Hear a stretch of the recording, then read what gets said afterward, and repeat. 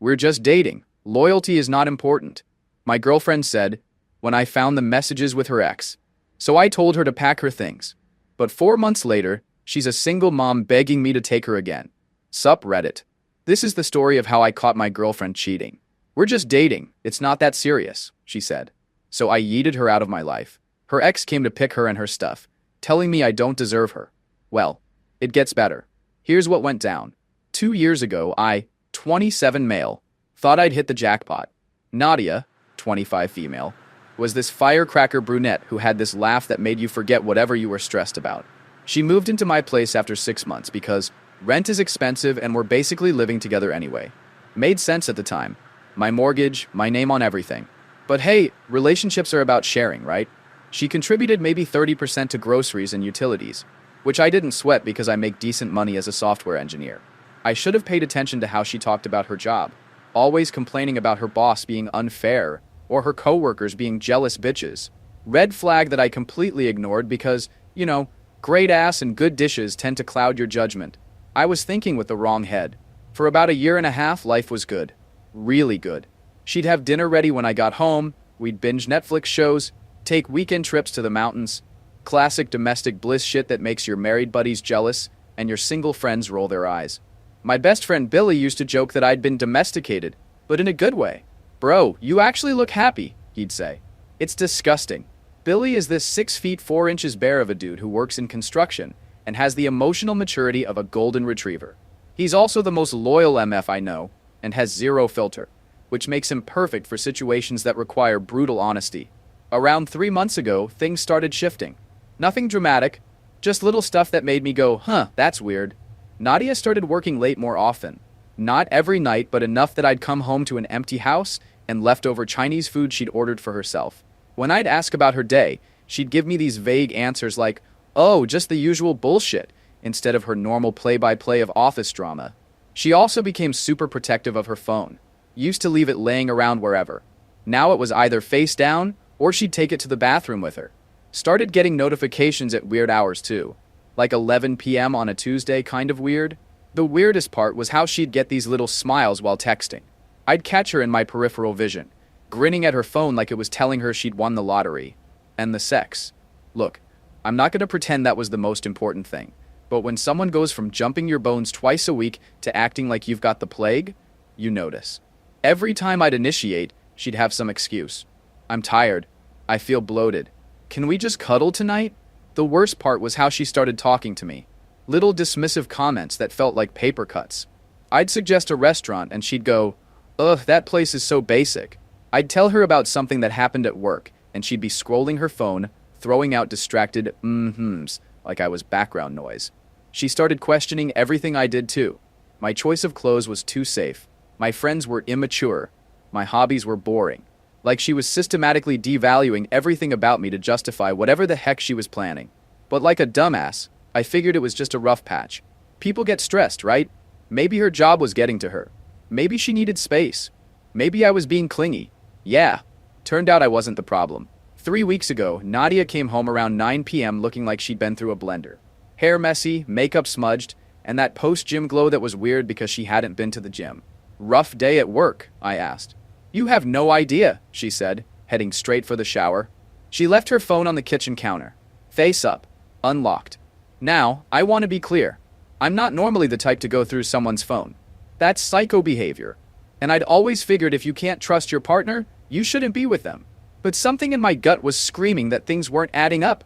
The notification that popped up made that gut feeling turn into a full-blown alarm. Danny. Next time wear the red thing I like. You looked incredible tonight. Danny. Her ex-boyfriend from college. The one she described as such a loser and completely immature. The one she claimed to have zero contact with because who has time for ex drama? Apparently, she had time. I stood there staring at that message. The shower was still running upstairs. I had maybe 10 minutes before she came down. So yeah, I went full detective mode. What I found was 2 months worth of messages that read like a bad romance novel. Late night texting sessions. Photos that weren't explicit but definitely weren't innocent. Plans to meet up for coffee and catch-up sessions that always seemed to happen when I was at work. The photos were the worst part. Selfies and outfits I'd never seen before. Taken in locations I didn't recognize. mirror shots in some bathroom that definitely wasn't ours. And Danny's responses, hell, this guy was eating it up like he'd discovered fire. But the real gut punch was reading how she talked about me. Nadia, he's so predictable. Like I know exactly what he's going to say before he says it. Danny, still with the boring engineer? Nadia, for now, it's complicated. Danny, when you gonna leave his ass for a real man? Nadia, soon. Just need to figure out the logistics. For now, it's complicated. 2 years of my life reduced to a conditional relationship status with an expiration date. And logistics. Like I was some kind of business transaction she needed to wind down properly. The shower shut off. 20 minutes later, she came downstairs in her robe, hair wrapped in a towel, looking like she hadn't just been discussing our relationship, like it was a lease she might not renew. Hey babe, she said, kissing my cheek. What's for dinner? I looked at her, really looked at her, and realized I was staring at a stranger. Yeah, I was thinking we should talk actually, I said. Her face went tight. About what? About Danny. The color drained from her face like someone had pulled a plug. For a split second, she looked scared. Then the mask went back up. Danny? What about him? You tell me. We stared at each other for what felt like an hour. Finally, she crossed her arms and went full defiant. I don't know what you think you know, but I know enough. I saw everything. So you went through my phone? Really? That's what we're doing now? You can't invade my privacy. It's classic move. Turn the victim into the villain. Make the betrayed person defend themselves for catching the betrayer. How long have you been sleeping with him? She laughed. Actually laughed. Tony, come on. You're being paranoid. This is ridiculous. Answer the damn question. I'm not doing this. You're acting crazy. Right. Now I am crazy. How long have you been lying to my face? I never did. Shut up, Nadia. You're doing it even now. Okay, fine. Stop acting like we're serious or anything. We're just dating. Loyalty isn't essential. So what if I spoke with my ex? What are you gonna do? Cry? That was enlightening. So I didn't waste time. Good to know. Then start packing your shit, I said. Excuse me? You heard me. Pack your shit. We're done. She stared at me like I'd just spoken Mandarin. Are you serious right now? Over some stupid texts? Over you screwing your ex and thinking I'm stupid enough to believe your bullshit? I never... Nadia, stop. Just stop. I was eerily calm, which apparently freaked her out more than if I'd been screaming. This is my place. I want you gone. Then she screamed, You can't just kick me out. This is my place too. Sure thing. The next morning, I called out of work and drove straight to my lawyer's office. I wanted this done right. My lawyer listened to my story without blinking. When I finished, she nodded like she'd heard this exact scenario 100 times before. Legally, she's a tenant, Patricia said. Even without a formal lease, she's been living there for over a year and contributing to expenses. You need to give her proper notice. How long? 30 days. Perfect. 30 days to watch her squirm while she figured out that I wasn't bluffing, wasn't backing down, and definitely wasn't falling for any manipulation she might try. What if she refuses to leave? I asked. She smiled. It wasn't a pleasant smile. Then we called the sheriff. Trust me, I've been doing this for 20 years. Cheating girlfriends who think they have housing rights are not my first rodeo. She explained the whole process with the enthusiasm of someone who genuinely enjoyed destroying entitled people's delusions. The beauty of this approach, Patricia continued, is that it's completely bulletproof. She can scream, cry, threaten, or try to negotiate all she wants. The law is the law, and the law says she's got 30 days. She drew up the eviction notice that afternoon. Official letterhead, legal language, the whole 9 yards. It was beautiful. Reading through it, I felt this deep satisfaction. The document made it crystal clear. This wasn't a negotiation. It wasn't a discussion. It was a legal order. I got home before Nadia and left the notice on the kitchen counter where she'd definitely see it. Then I called Billy, my best friend. Bro, please tell me you're not taking her back, he said, before I even explained why I was calling. Heck no. I'm evicting her ass. Dude, I could hear the grin in his voice. I'm proud of you. Billy came over that night with drinks and moral support. We were playing Xbox when Nadia got home around 8 p.m. She walked into the living room holding the eviction notice like it was contaminated. What the hell is this? She demanded. I paused the game. Your 30-day notice to vacate? Pretty self-explanatory. You can't be serious. Dead serious. She looked at Billy like he might back her up. Billy just waved. Hey, Nadia. Heard you're moving out. Need help packing? Her face went red. This is insane, Tony. You can't just kick me out over a misunderstanding. It's not a misunderstanding. You cheated. I caught you. Now you're leaving. Simple math. I never cheated. Billy snorted. Right. And I never shit my pants in 3rd grade. We all have things we lie about. Shut up, Billy. This doesn't concern you, Nadia snapped. Actually, it does, Billy said, standing up. He's huge, so when he stands up, people notice. Tony's my boy. You disrespected him, which means you disrespected me. So yeah, it concerns me. Nadia looked between us like she was calculating whether she could win this fight. Smart girl. She couldn't. Fine, she said. But I'm not leaving in 30 days. I'll fight this. Go ahead, I said. But you'll lose. And you'll look stupid doing it. She stormed upstairs and slammed the bedroom door. Billy and I went back to our game. Think she'll actually fight it? He asked. Nah, she's too smart for that. But she'll make the next 30 days hell just to be petty. I was half right. She didn't just make the next week hell. She brought reinforcements. Her friend Lana showed up on day 3 like some kind of toxic fairy godmother. Lana's one of those women who thinks being loud equals being right and treats every minor inconvenience like a personal attack on her civil liberties. This is so messed up, Lana announced the second she walked through my front door without knocking. You can't just throw Nadia out because you're having trust issues. I did. And she has 27 days left, I said from the couch. She's been living here for over a year. She has rights. She has 30 days. That's her rights. Lana planted herself in front of my TV like she was leading a protest. You're being abusive. This is emotional manipulation. Billy, who'd been eating cereal at my kitchen counter, started laughing. Abusive? He said between coughs. Lady, she was screwing her ex behind his back. If anything, Tony's being generous giving her a month instead of throwing her shit on the lawn. That's alleged, Nadia called from upstairs. Alleged my ass, Billy yelled back. The worst part about Lana was how she enabled Nadia's victim complex. Every conversation became this echo chamber of how unfair I was being, and how traumatic this whole situation was for poor Nadia. Like being caught cheating was something that happened to her instead of something she chose to do. Men always do this, Lana would say, loud enough for me to hear from the kitchen. They can't handle when women have emotional needs they can't meet. Emotional needs. That's what we were calling cheating now. For the next few days, it was like living with hostile roommates. Nadia would leave dishes in the sink, blast music when I was trying to work, and have loud phone conversations about how unreasonable I was being. Lana came over every other day to provide moral support and remind me that I was making a huge mistake. But the most pathetic part was watching her try to manipulate me through domestic terrorism.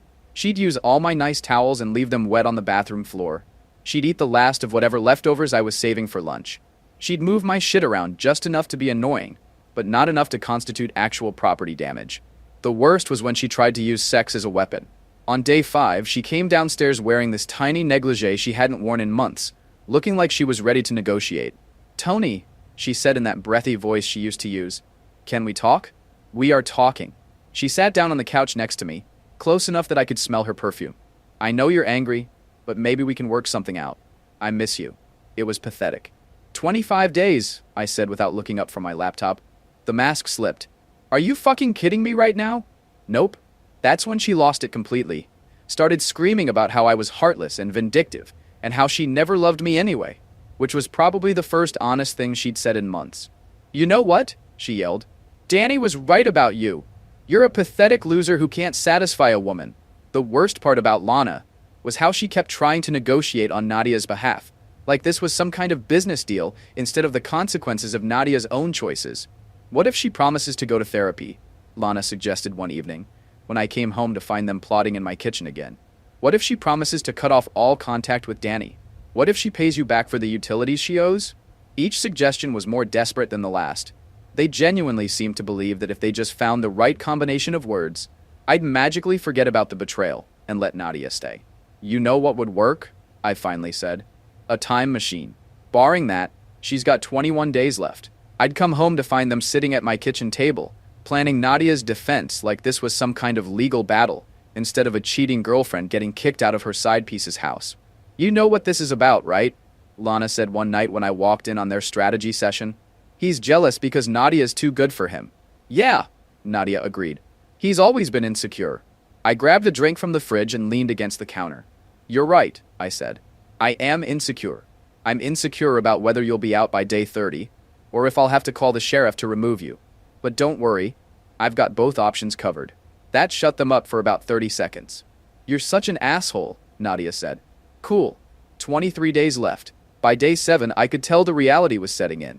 Nadia had been calling around looking for apartments, and apparently, moving out on short notice when you don't have first month's rent plus deposit saved up is harder than expected. Who knew? She tried the guilt trip approach. I can't believe you're doing this to me. I thought you loved me. When that didn't work, she tried negotiation.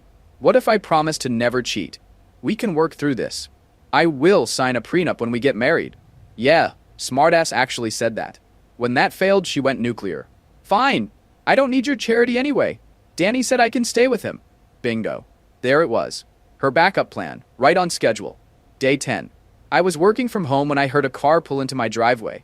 Through the window, I saw some douchebag in a lifted truck with truck nuts hanging from the hitch. Classy. Nadia had been packing for the past 2 days, taking her sweet time about it, making sure I knew how unfair this all was. But apparently, Captain Save Ho had arrived to rescue her. Danny walked up to my front door like he owned the place. Mid-20s, backward baseball cap. The kind of guy who thinks cargo shorts are formal wear. He knocked like he was the police. I opened the door and immediately understood why Nadia had described him as immature. This wasn't a man. This was a boy who'd gotten really good at pretending. You Tony? He said, trying to sound intimidating. Depends who's asking. I'm Danny, here to pick up my girl. Your girl. Like she was a borrowed lawnmower he was retrieving. Cool, she's upstairs. He looked me up and down like he was sizing up the competition. This kid probably benched 135 on a good day and thought having a lifted truck made him alpha. So you're the dude who's been taking care of my girl for 2 years. I almost laughed. Taking care of? Nah, man. I was paying her bills while you were paying for her Ubers to your place. His face went red. What's that supposed to mean? It means you can have her back now. Full time. Hope you're ready for that. The beautiful thing about guys like Danny is they're all bark. No bite. They talk a big game but fold the second someone calls their bluff. You could see him trying to figure out if I was worth the fight, and deciding I wasn't. Whatever, bro, he said, clearly flustered. Nadia's too good for you anyway. Then why was she with me for 2 years while texting you? I asked. Kinda seems like you were the backup plan, not me. That hit home. His whole tough guy act cracked for just a second, and I saw the insecurity underneath. This wasn't confidence. This was desperation. He'd been waiting 2 years for another shot at Nadia, and now that he had it, he was terrified of screwing it up. Nadia came down the stairs dragging a suitcase, with Lana right behind her carrying another bag. Ready to go, baby? Danny said, loud enough to make sure I heard the baby part. Yeah, Nadia said, not looking at me. Let's get out of here. They headed toward the door, but Danny couldn't resist one last attempt at alphaing me. Just so you know, he said, turning back. Nadia was never really yours. She was always thinking about me. I looked at him for a second, then smiled. If she was thinking about you while she was with me, what makes you think she won't be thinking about someone else while she's with you? The silence was beautiful. Nadia's mouth dropped open. Lana looked like she smelled dog shit. Danny's brain was clearly trying to process what I just said. Fuck you, dude, Danny finally managed. Nah, I'm good, but thanks for the offer. They started walking toward the truck, but I could hear them ramping up for some kind of dramatic exit speech. Nadia turned around, probably ready to deliver some movie-quality burn about how I'd regret this and blah blah blah. I closed the door, just shut it, right in the middle of whatever profound thing she was about to say. Through the window, I watched them standing there looking confused, probably still talking to my front door. Billy, who'd been watching the whole thing from my kitchen window, started slow clapping. Bro, he said, that was beautiful. Thanks. Drinks? Hell yes. We clinked bottles and toasted to the end of the Nadia era. You know what the best part was? Billy said. What you said to him. Dude's gonna be paranoid as hell now. Good. He should be. If she'll cheat with you, she'll cheat on you. Think they'll last? Give it 3 months. Maybe 4 if he's really good in bed. We were both wrong. The first week after Nadia left was like detoxing from a drug I didn't realize I was addicted to.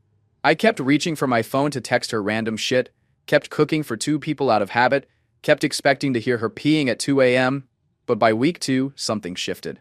I was coming home to a quiet house that stayed exactly how I left it.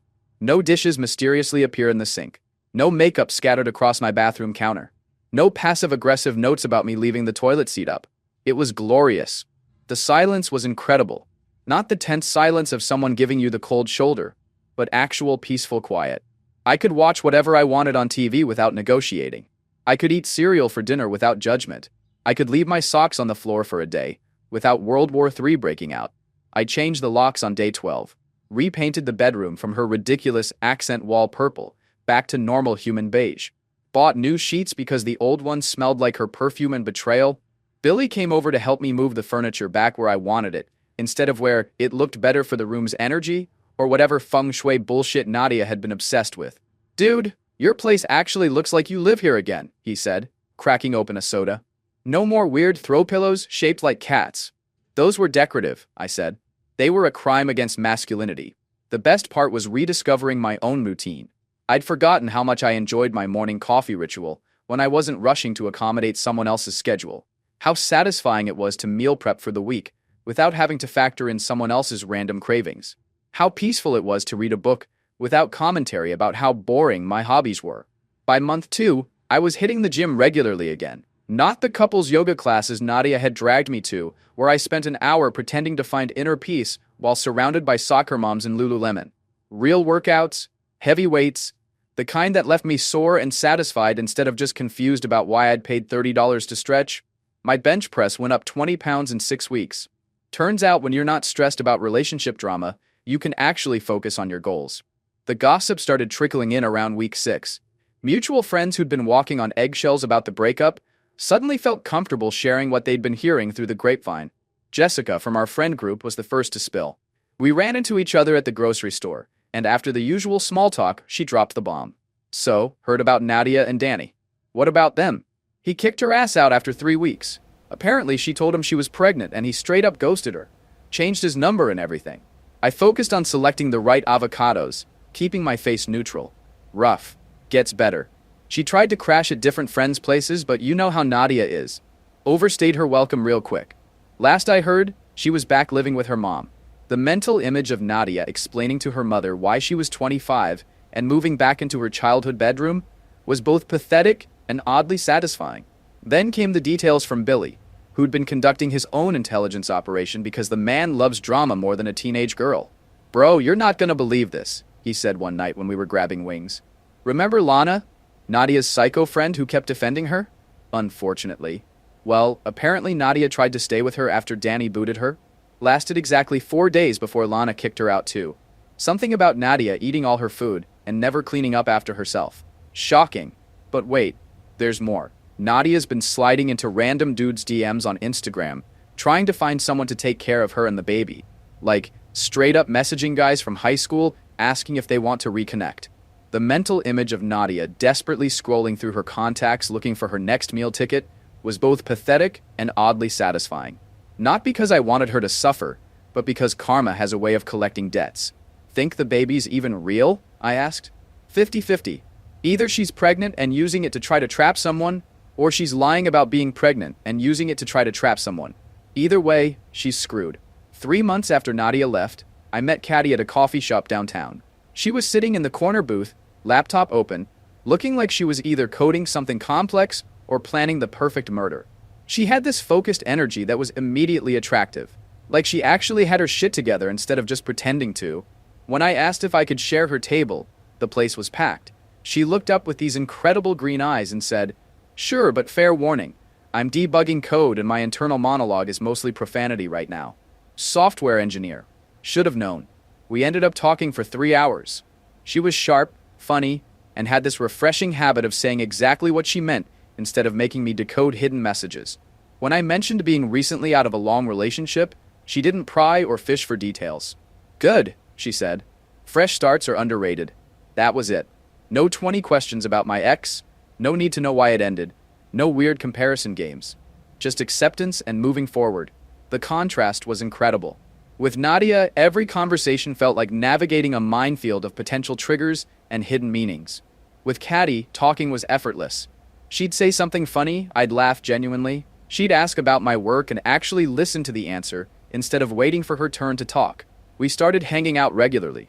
Coffee dates turned into dinner dates, turned into weekend hiking trips, where she'd outpace me on the trails while making jokes about my city boy cardio. She had her own apartment, her own car, her own life.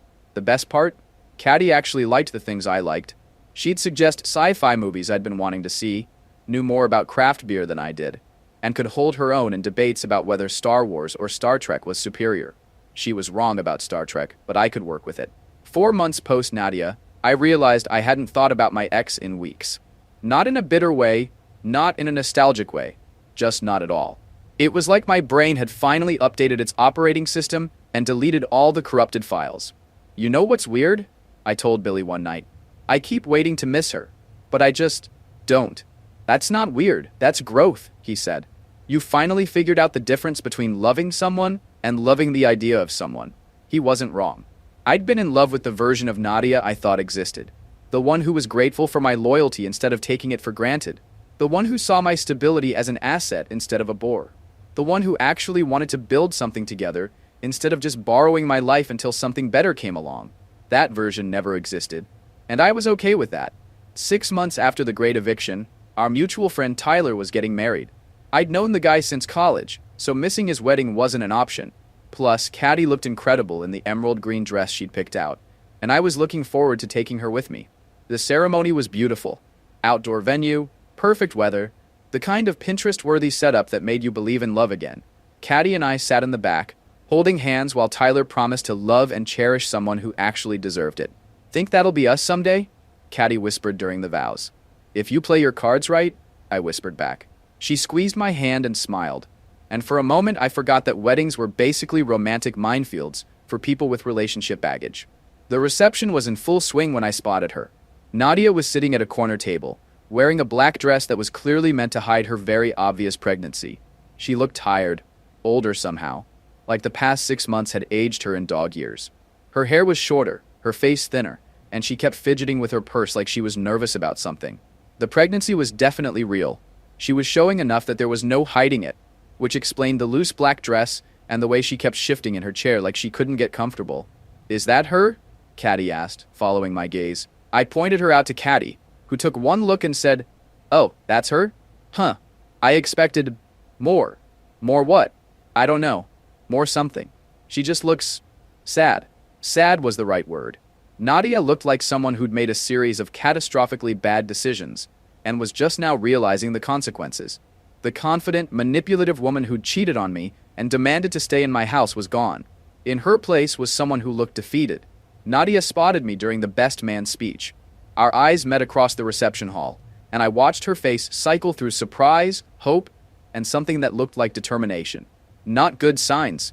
I managed to avoid her for most of the night, kept Caddy on the dance floor, stayed close to the bar where Billy was holding court with Tyler's groomsmen, basically treated Nadia like a landmine I needed to navigate around. But during the cake cutting, when Caddy went to the bathroom and I stepped outside for some air, Nadia made her move. Tony. I turned around to find her standing by the garden entrance, looking like she'd been gathering courage for the past hour. Nadia. Didn't expect to see you here. Tyler invited me. We've stayed in touch. She moved closer, and I could see the desperation in her eyes. You look good. Really good. Thanks. I've been thinking about you. About us. I know I messed up, but Nadia, don't. There's no us. Please, just let me say this. Her voice cracked. I made the biggest mistake of my life. Danny was nothing. Just some stupid fantasy that I thought I wanted. And now I am. I'm pregnant and it's not Danny's. I know it sounds weird, but you were real. You were good to me, and I know I threw everything away, but we can start over with the baby. I looked at her standing there, now pregnant, and begging for another chance from the guy she'd cheated on. 6 months ago, this conversation would have destroyed me. Now it just felt like watching a movie I'd already seen. I'm sorry things didn't work out for you, I said. They could work out. For both of us. I know it's complicated, but we could make it work. You always said you wanted kids someday. Nadia. Are you serious, Areni? Yes, I am. We loved each other once. We could love each other again. The delusion was breathtaking. She genuinely seemed to believe that pregnancy had wiped the slate clean. That her desperation had somehow erased 2 months of betrayal and lies. That's when Caddy appeared beside me, slipping her arm through mine like she belonged there. Which she did. Hey, babe, she said, giving me a quick kiss on the cheek. Everything okay? Nadia's face went white, then red, then some color that doesn't exist in nature. She looked Caddy up and down. The perfect hair, the designer dress, the easy confidence of someone who'd never had to beg for anything in her life. You must be Nadia, Caddy said pleasantly. I've heard so much about you. Who the hell are you? Nadia's voice went shrill. I'm Caddy, Tony's girlfriend. Girlfriend? Nadia looked between us like we'd just told her the earth was flat.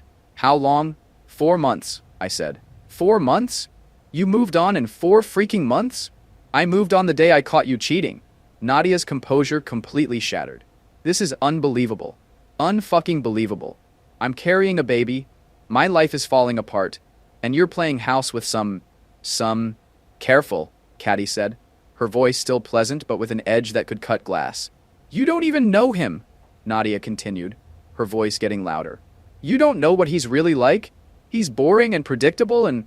Yeah, Caddy interrupted. Boring and predictable. Sounds terrible. I love him that way. The contrast was brutal. Nadia, desperate and disheveled, begging for scraps from a relationship she'd destroyed. Caddy, calm and confident, defending what she'd built. It was like watching someone's past and future stand side by side.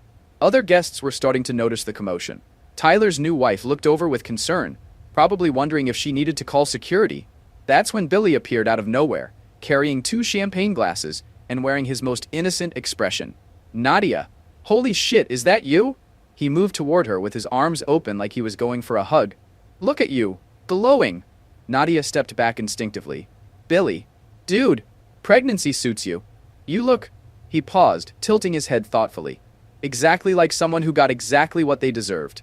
Then, in what appeared to be a clumsy accident, but was definitely intentional, Billy tripped slightly and spilled champagne all down the front of Nadia's dress. Oh shit, my bad, he said loudly. Here, let me help you clean that up.